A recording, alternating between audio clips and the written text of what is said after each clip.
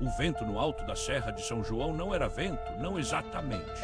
Era algo mais antigo, mais profundo, como o suspiro de uma criatura gigantesca que dormia sob a crosta da terra e que de vez em quando movia os dedos do céu com um leve arfar. As árvores se curvavam na direção do norte, como se estivessem escutando, e o silêncio entre os galhos era tão denso que parecia ter peso. Era o tipo de silêncio que não se ouve, se sente. O tipo que faz você dobrar o pescoço, mesmo sem motivo.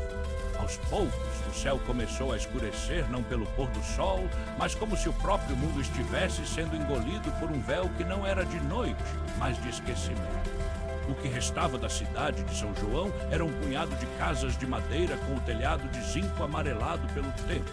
Uma estrada de terra, desgastada por anos de chuva e carroças esquecidas, cortava o vale como um corte feito por uma faca que nunca foi afiada. Ninguém mais vinha por ali. Os jovens tinham ido embora, levando consigo o nome da cidade como se fosse um boletim de falecimento.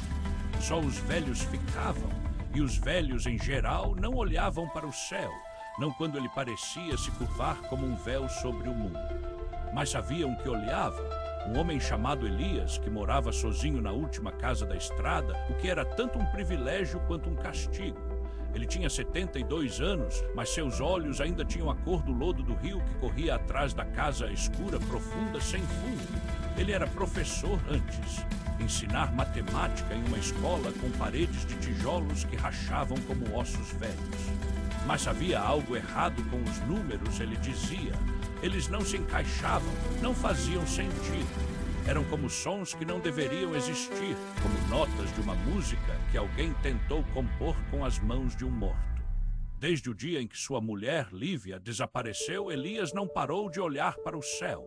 Foi no fim de outubro, um dia sem sol, com a névoa tão densa que parecia tinta. Lívia havia saído para colher ervas no fundo do terreno, como fazia todos os dias. Voltou com as mãos cheias de folhas de alecrim e sálvia, mas seu rosto estava pálido demais, os olhos arregalados como se tivesse visto algo que não deveria ver. Elias perguntou o que era, mas ela só apontou para o norte, onde o céu estava mais escuro que o normal.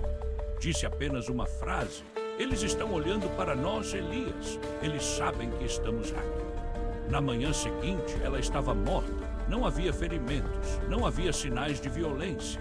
Só o corpo deitado na cama com os olhos abertos e fixos no teto, como se o teto tivesse se transformado em uma janela. A polícia local, um homem com um fuzil de caça e um crachá desbotado, disse que era um infarto. Elias não acreditou, porque Lívia não tinha história de coração.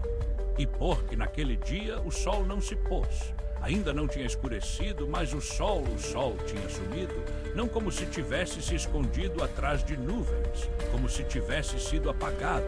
Uma mancha escura no céu, como se alguém tivesse tirado um pedaço do sol com um corte limpo.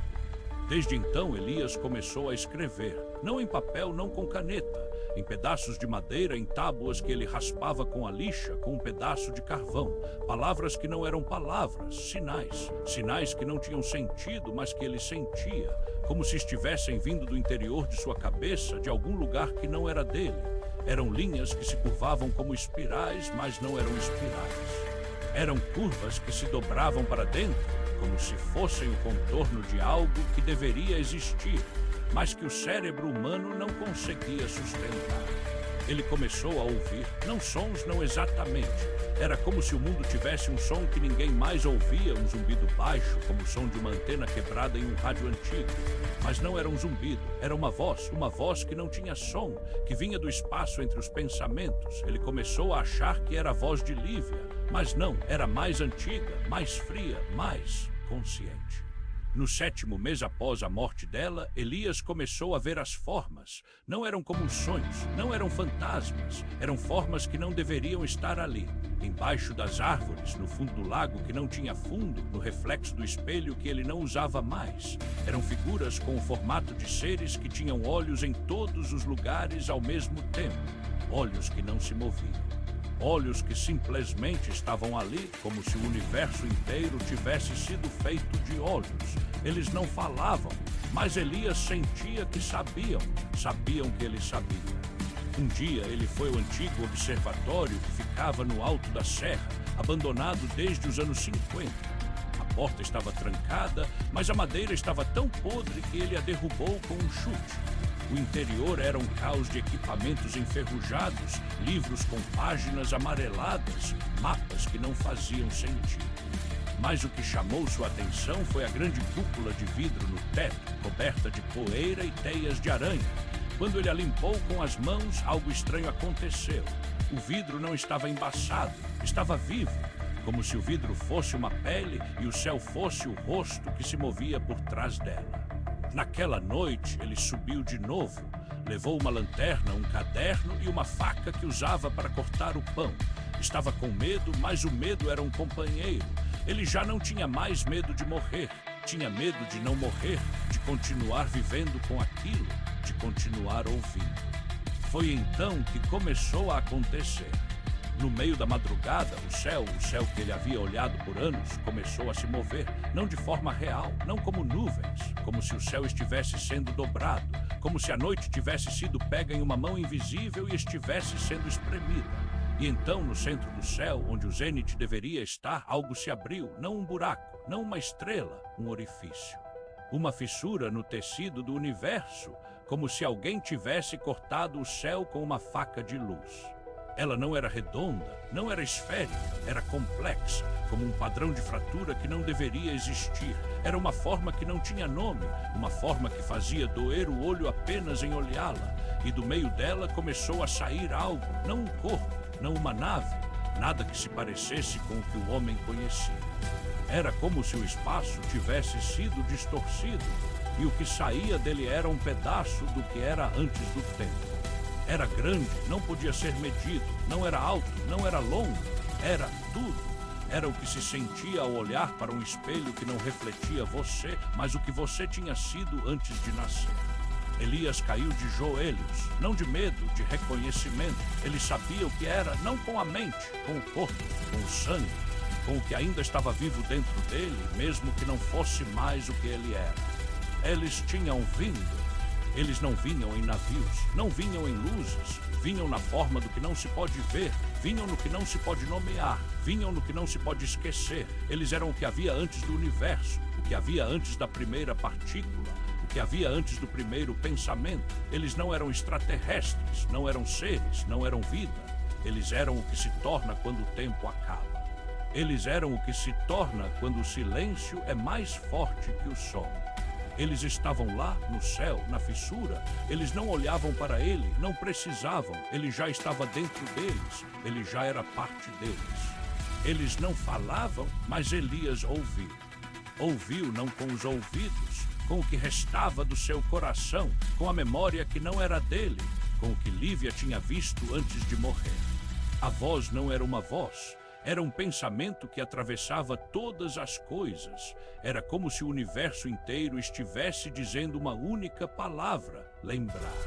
E Elias lembrou. Não de sua infância, não de Lívia, não de sua vida. Ele lembrou do que não deveria existir, do que aconteceu antes do primeiro átomo, do que aconteceu antes da primeira estrela, do que aconteceu antes de o tempo ser criado. Eles tinham estado lá quando o universo ainda era apenas um sonho, quando o que agora chamamos de espaço era apenas um pensamento. Eles tinham sido o que pensou o universo. Eles tinham sido o que se tornou o universo. E agora, depois de bilhões de anos, o pensamento voltou. Voltou para se lembrar, para se reconectar. Eles não queriam destruir, não queriam dominar, queriam apenas ser. E para serem precisavam de algo, de um corpo, de um lugar, de um espelho. E Elias era o espelho. Eles não o mataram, eles o aceitaram, como se ele fosse o que faltava, como se ele fosse o último pedaço de um quebra-cabeça que ninguém conseguia montar. Na manhã seguinte, o sol voltou, ou pelo menos o que parecia ser o sol, mas o céu estava diferente. Não havia nuvens, não havia pássaros, o vento havia parado, as árvores estavam em silêncio, a estrada de terra estava lisa, como se ninguém tivesse passado por ali em anos.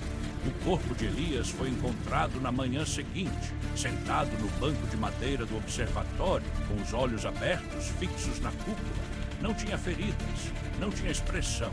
Só o rosto pálido, com um sorriso tão leve que parecia que ele finalmente entendeu algo que o mundo inteiro havia esquecido. A polícia chegou, o homem com o crachá desbotado, olhou para o corpo, disse que era um acidente, que Elias tinha ficado lá sozinho e que a mente podia fazer coisas estranhas. Mas o homem olhou para o céu e por um instante viu algo, não uma figura, não uma luz, uma curva que não deveria existir, que não pertencia ao espaço. Uma curva que se dobrava sobre si mesma, como se o próprio céu estivesse se enrolando. Ele não falou nada, voltou para a cidade, contou que Elias estava morto, que a casa estava vazia, que não havia nada além do vento, do silêncio e do que não se podia nomear. Mas naquela noite, enquanto a cidade dormia, o céu se moveu de novo, não com luz, não com som, com presença, como se algo tivesse se lembrado, como se algo tivesse voltado.